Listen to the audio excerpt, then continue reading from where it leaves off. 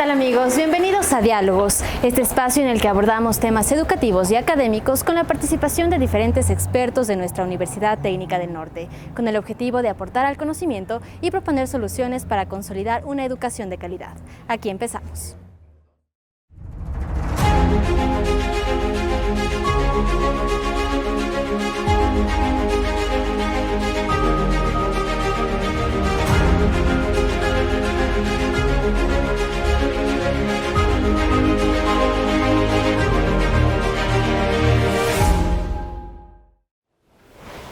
Y en el programa del día de hoy realizaremos un análisis sobre la pedagogía y la didáctica en nuestro país. Abordaremos algunas problemáticas que existen en nuestro sistema educativo, pero también algunas propuestas y soluciones para mejorar el proceso de enseñanza-aprendizaje. Y para ello nos acompaña el doctor Frank Guerra. Él es docente de la Universidad Técnica del Norte, es magíster en gerencia de proyectos educativos y sociales, doctor PhD en ciencias pedagógicas y postdoctor en didáctica de la investigación científica. Ha realizado varias publicaciones, entre ellas 10 libros sobre temas educativos y de investigación y alrededor de 20 artículos científicos publicados en revistas indexadas a nivel nacional e internacional.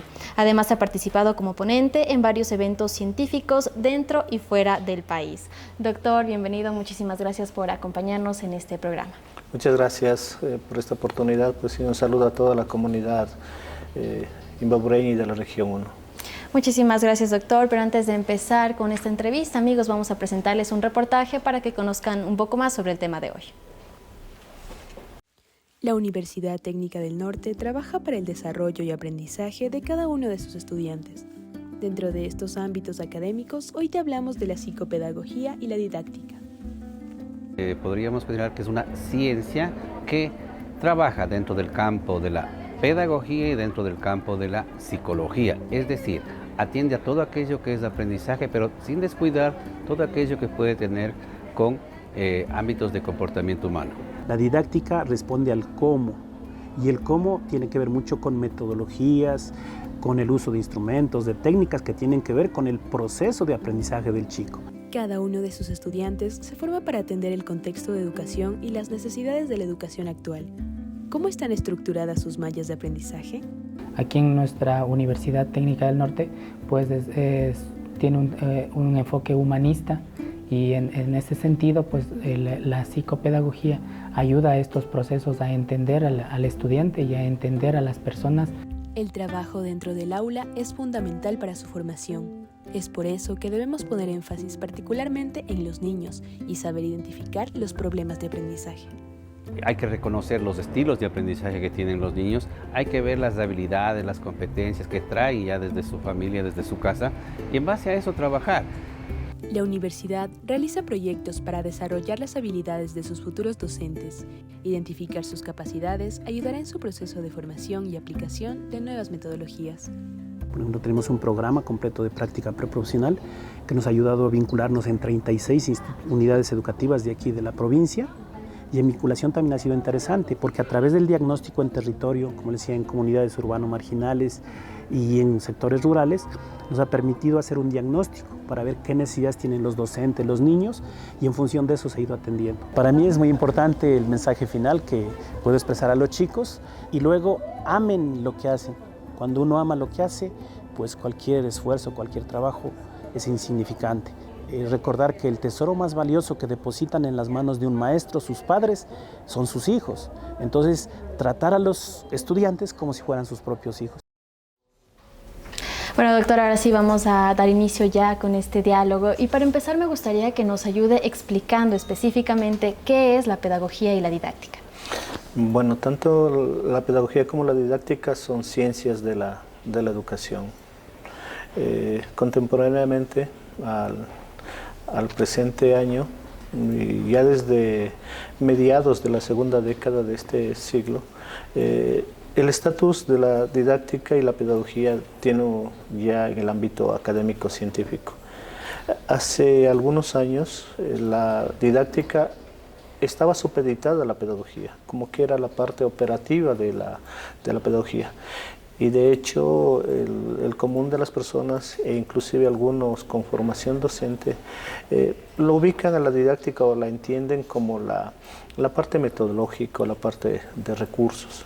Cuando se pregunta a las personas, generalmente suelen tener respuestas en ese sentido. La pedagogía, como una de las ciencias de la educación, tiene su objeto de estudio en el fenómeno educativo.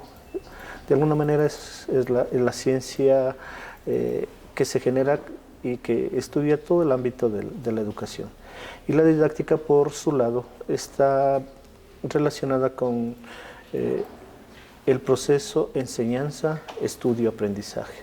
Actualmente se ha integrado una categoría más a esta definición de didáctica, en tanto los conocimientos epistemológicos académicos han determinado que en ocasiones, tomando en cuenta que la educación es un hecho intencional, es decir, existen objetivos. De hecho, tanto docentes como estudiantes y la comunidad se plantean un objetivo para que educamos.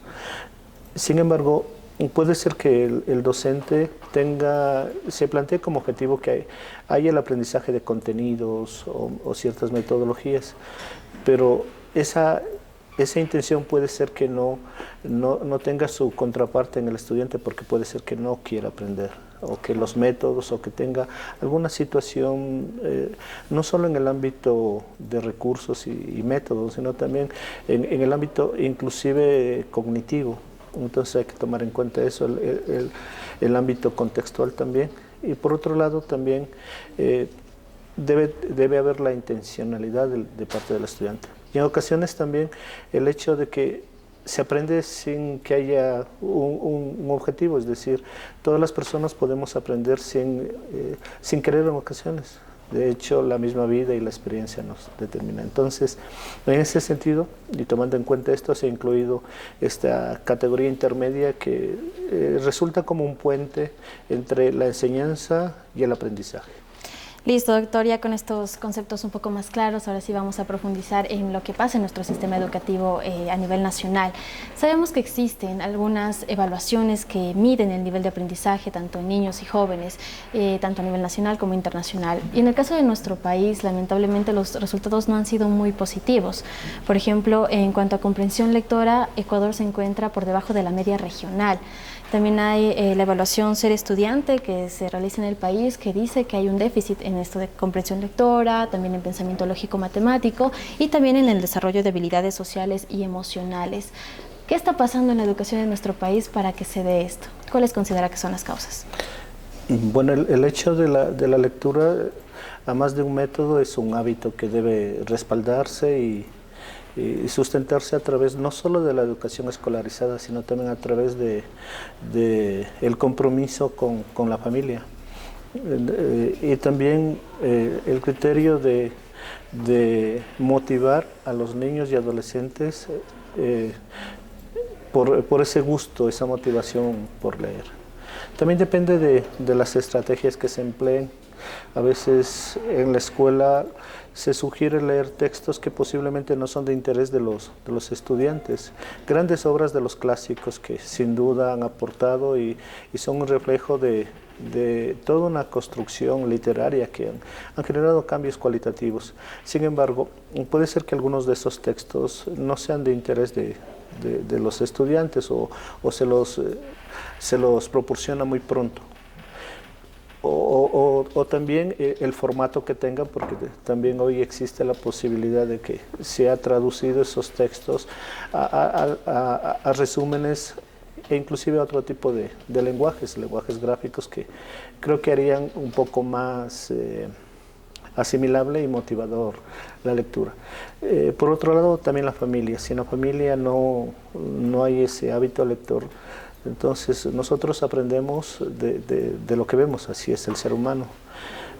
En este caso pueden decir, y también la influencia sobre todo de estos tanto de la computadora como de la tecnología, en este caso con los aparatos tecnológicos, celular o tablet. Van a decir los niños y adolescentes que sí están leyendo, pero en realidad lo que hacen es picotazos de información y pasan rápidamente. Y no hay una lectura no solo estructural ni comprensiva, y peor llega la crítica. Y en esto la cultura también, bueno, de nuestro país, por ejemplo, se ve que a veces se utiliza la lectura como una forma de castigo en los hogares, ¿no? A los niños les obligan a leer y esto quizás también perjudica que se genere este hábito lector y este gusto por la lectura. Así también esto es otra situación incómoda, diríamos, porque no solo en la familia, sino en algunas instituciones educativas, esperemos que ya no esté pasando, pero en ocasiones se lo ha usado como un mecanismo de coerción, bueno, porque ha habido un mal comportamiento, entonces dice, y eso ha hecho mucho daño a este hábito. Como se han portado mal, tanto en la escuela como en la casa, a leer, les apagan televisión y todo lo demás. En las instituciones educativas también, pues se ha visto como hay un mal comportamiento, ahora a leer tantas hojas. Más bien la lectura nos abre espacios, permite el desarrollo de la creatividad, la imaginación en otros mundos, si es de literatura, el pensamiento crítico y también la adquisición de argumentos que nos permitan comprender múltiples disciplinas y hechos cotidianos. Entonces la lectura vista desde un punto de vista no solo utilitario o como una forma de coerción, debería más bien optarse por generar espacios de lectura comprensiva. De hecho, en algunos países hay movimientos hay clubes de lectura, desde los más pequeños, y leen realmente lo que les satisface. Recientemente, en estos días, estaba leyendo libros de un personaje, un escritor japonés llamado Yoshitake Shinsuke. Él, por ejemplo, escribe sus libros muy gráficos, porque de hecho es un dibujante, pero escribe con pequeños textos y para niños. Llama más la atención, sí, claro. Y de hecho creo que el año anterior obtuvo el primer premio con algunos de sus libros. Entonces, hay literatura que, sin ser demasiado compleja, es muy visual. Y ayuda a generar este hábito. No solo deja enseñanza, sino también apoya el desarrollo creativo, el pensamiento crítico, y motiva la lectura. Así hay muchas experiencias a nivel nacional, inclusive hay grandes escritores, narradores que han optado también por esa vía. Así es, doctor. También dentro de las aulas, ¿qué está pasando, por ejemplo, en la parte metodológica? ¿Qué modelos educativos se está aplicando que quizás en Ecuador no está siendo tan efectivo? Uno de los cuestionamientos que se hace a la educación es que todavía sigue con preeminencia y con mucho uso la enseñanza tradicionalista, que busca, si bien es cierto, la memorización, repetición de cultura y de saberes, pero en ocasiones las pruebas, exámenes y muchos métodos y recursos de evaluación en vez de apoyar ese proceso, lo que han generado es que comience a darse un cansancio en los estudiantes y no hay motivación, porque si yo tengo que repetir un montón de contenido científico que no lo comprendo, pues, y eso me van a tomar en el examen, inclusive hasta ha generado experiencias de fraude y de condiciones antiéticas, porque, bueno, si hay que memorizar, inclusive se pasan previamente ya exámenes. Ha habido situaciones un tanto polémicas en ese sentido. Y en lugar de este modelo tradicionalista que usted menciona, que se basa solo en la memorización y que no hay este aprendizaje significativo, ¿qué otros modelos educativos o qué otras estrategias se deberían aplicar para que sí se pueda mejorar este proceso de enseñanza-aprendizaje? Bueno, con nosotros convive el modelo constructivista del aprendizaje, que más allá de exigir la repetición, memorización, que es necesaria, no, tampoco hay que desconocer. La situación es negativa cuando es el único modelo en vigencia, porque nosotros aprendemos de la tradición y la tradición es la memoria cultural de un pueblo. Sin embargo, esa memorización ha pasado a tener que reconsiderar una cantidad de opciones metodológicas, en el sentido de que más allá de la memorización y de la memoria, que es una habilidad mental de las más limitadas, necesaria, fundamental, porque da opción a las demás, lo importante es el desarrollo de procesos mentales superiores, el aprendizaje basado en problemas, el aprendizaje basado en proyectos. Que generen reflexión, análisis. Sí, precisamente eso, que generen procesos mentales desde la habitual comparación, la clasificación, hasta la argumentación, evaluación, y como una habilidad más compleja la creación. Dentro de esto, por ejemplo, como parte de este modelo constructivista, podría ser también el hecho de generar diálogo entre el docente y estudiante, que no sea simplemente un monólogo del docente, porque eso vemos que pasa comúnmente, ¿no?, en nuestras aulas a nivel nacional. Sí, ese es uno de los requerimientos, dejar más hablar al estudiante. El docente dejar de ser ese dador y al estudiante considerarle como simple receptor de conocimientos. Generar el diálogo, como usted lo decía, en el diálogo pues hay la interacción entre dos o más integrantes y partir no de esas temáticas o preguntas tan básicas que es la comunicación, por decir algo, sino generar tópicos generativos que irrumpan, que generen desestabilización y que motiven ese aprendizaje, es decir, dejarle como una inquietud o posiblemente una situación un poco sorprendente. Que cuestionen, que se genere esta problematización quizás. Problematización también, sí, es precisamente. Y también partir de las concepciones alternativas, es decir, partir de los conocimientos previos que tiene una persona, porque bueno, no sé si se pueda generalizar, pero casi de cualquier tema, algo tenemos que decir, algo hemos escuchado. Y si no se parte de la determinación de esas concepciones que tiene el estudiante, o sea, lo único que se va a conseguir es que el estudiante memorice y lo recite. Y luego lo olvida, lastimosamente. Entonces, se debe partir algo parecido a lo que hace un médico, de un diagnóstico, es decir, a ver, ¿cómo estamos? Y sobre esa base incidir en el desarrollo del proceso. Y genera también el aprendizaje basado en la investigación, en la indagación. Y la indagación de las problemáticas que son pertinentes y situadas, que son propias y que le interesan al estudiante. Claro. Y hay muchas cosas que le interesa, le motiva, porque el ser humano es curioso por naturaleza. Y desde pequeño un niño de apenas unos pocos meses está explorando el mundo y conforme va pasando el tiempo va preguntando, inquietándose. Aprovechar toda esta curiosidad buscando, que tiene, claro. Sí, sino que en algún momento, bueno, le dice ya pues muchas preguntas o posiblemente empieza desde los padres y luego en la escuela, a que tenga que repetir solo lo que se aprende. Más bien hay que darle esa posibilidad de que siga siendo ese ser humano curioso. Doctor, por ejemplo, otro de los metodologías que se utiliza en las aulas es mucho esto de los trabajos en equipo para fomentar la participación. ¿Realmente es efectivo? Si se lo ubica como un trabajo colaborativo en búsqueda de un objetivo común, es bastante positivo y genera mejoramiento de la calidad educativa, porque como seres humanos tenemos distintas habilidades, conocimientos, destrezas, y al juntarnos cohesionamos lo que una persona sabe y nos enriquecemos con la experiencia de la otra persona.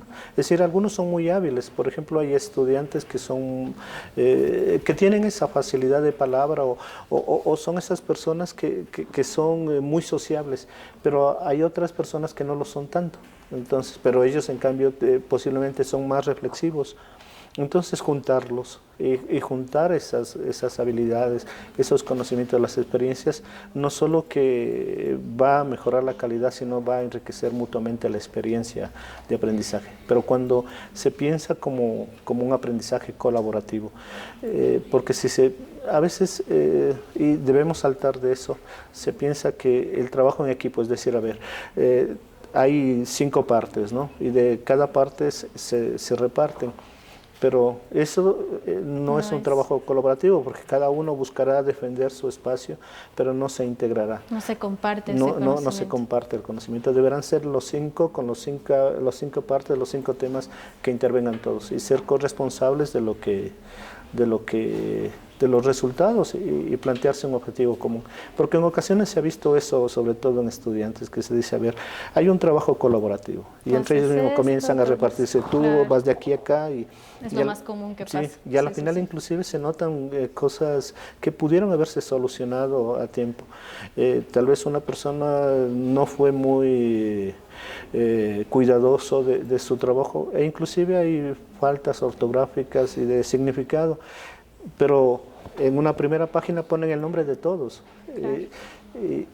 Y también debería haber un compromiso, pues si yo pongo mi nombre, se sobreentiende que es... Debo revisar y también ser parte de todo el proceso. Porque yo soy corresponsable también de esos errores que se han cometido. Así es. En la cuestión de los deberes, por ejemplo, nosotros como estudiantes tenemos que aceptar que nos quejamos mucho, ¿no? Profe, ya no mande tanto deber, ya como que nos cansamos también de eso.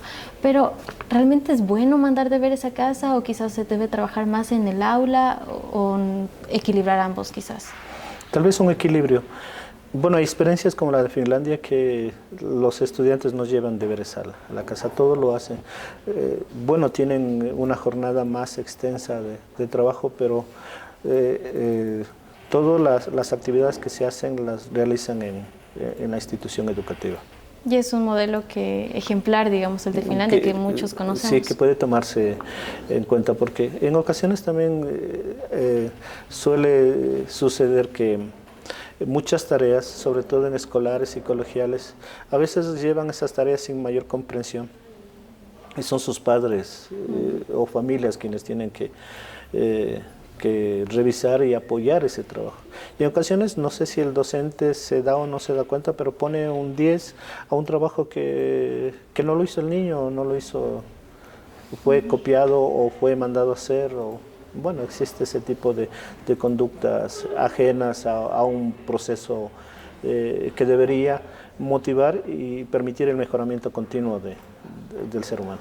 Doctor, en cuanto al tema tecnológico, ¿cómo ha impactado la tecnología en la educación? Por ejemplo, durante la pandemia, lastimosamente estuvimos como 2 años en clases virtuales y muchos expertos incluso afirman que se produjo un retroceso en cuanto a nivel de aprendizaje, sobre todo en los niños. ¿Qué opina usted al respecto? Bueno, fue una experiencia. De alguna manera la tecnología permitió que no se pare se dé continuidad al proceso educativo. Si hubiese sido unos años antes y no hubiera habido el nivel de desarrollo tecnológico, creo que los niños y los maestros no hubieran podido acceder a eso.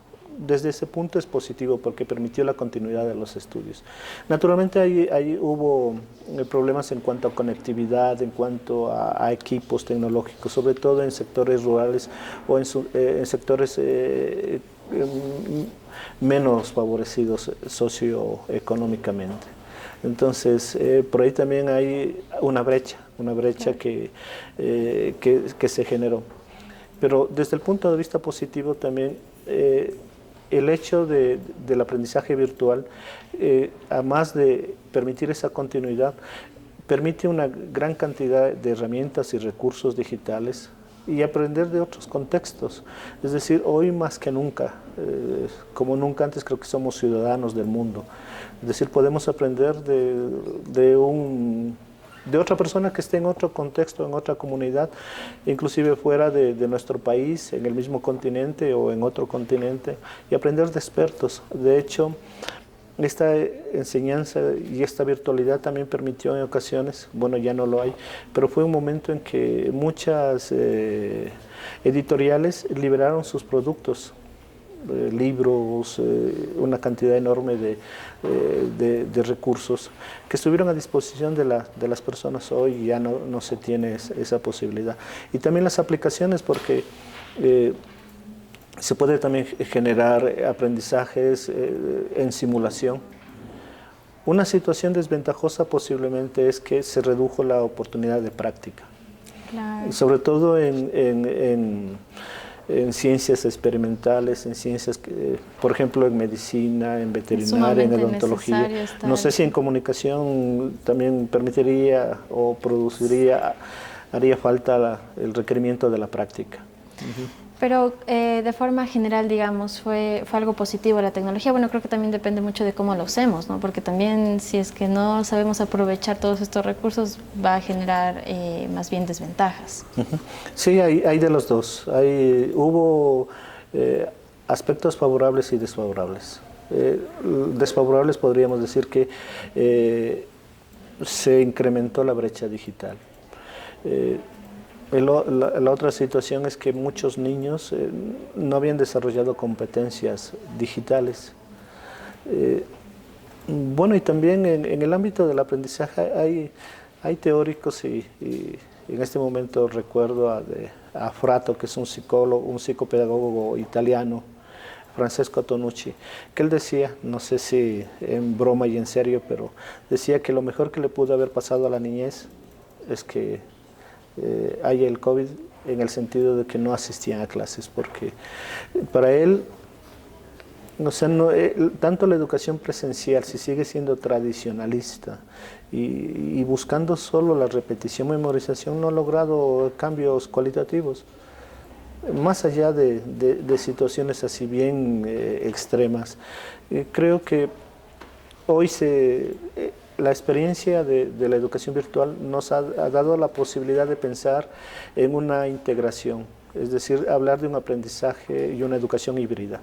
Usar las tecnologías que nos permite el acceso a una mega fuente de datos, pero también la presencialidad, porque los seres humanos necesitamos del contacto de otros seres humanos. Necesitamos, o sea, una máquina puede tener una gran cantidad de contenidos, y de hecho hoy se ha llegado a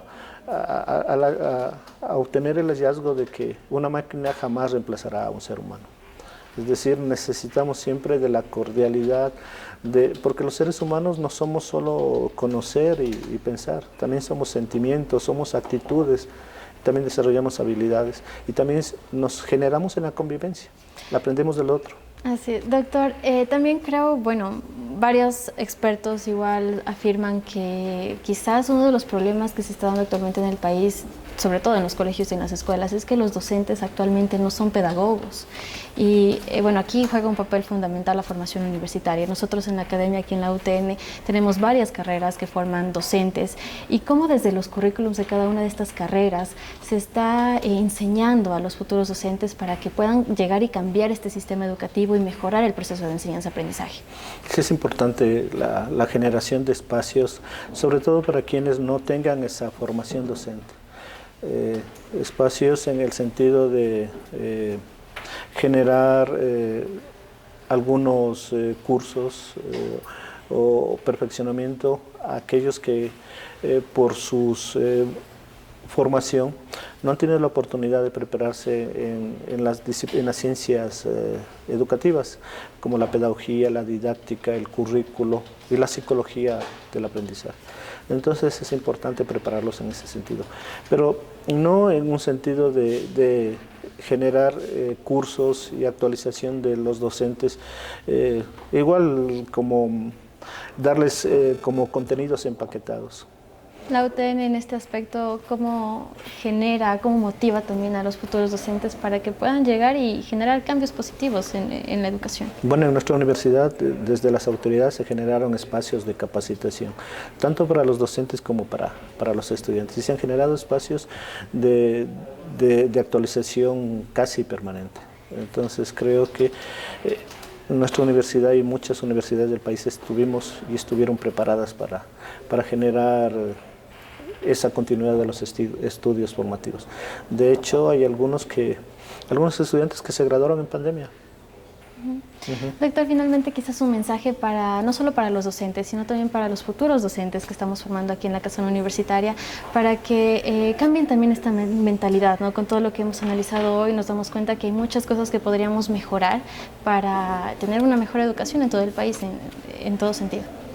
Bueno, el primero es el compromiso que debemos tener con las personas que desde los distintos ámbitos de nuestro quehacer nos permiten formarnos. Es decir, ese compromiso por buscar días mejores en un país tan rico como el nuestro, de gente muy hospitalaria, de gente trabajadora. Entonces generar ese compromiso y también a los docentes, ese cariño y ese enfoque en hacer de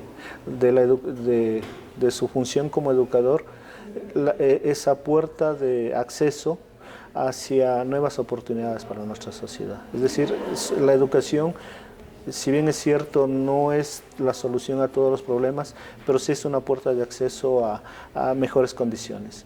Si los ecuatorianos estamos mejor preparados, creo que podemos ser un pueblo grande como lo somos y cada vez en constante perfeccionamiento. Así es, doctor. Muchísimas gracias por brindarnos su tiempo para esta entrevista. Creo que ha sido muy valioso todo el aporte que nos ha podido brindar el día de hoy, así que muchísimas gracias por habernos acompañado. Gracias a usted y gracias a la comunidad también. De esta manera, amigos, cerramos este espacio. Gracias a ustedes por habernos acompañado y nos estaremos reencontrando en una próxima emisión de Diálogos.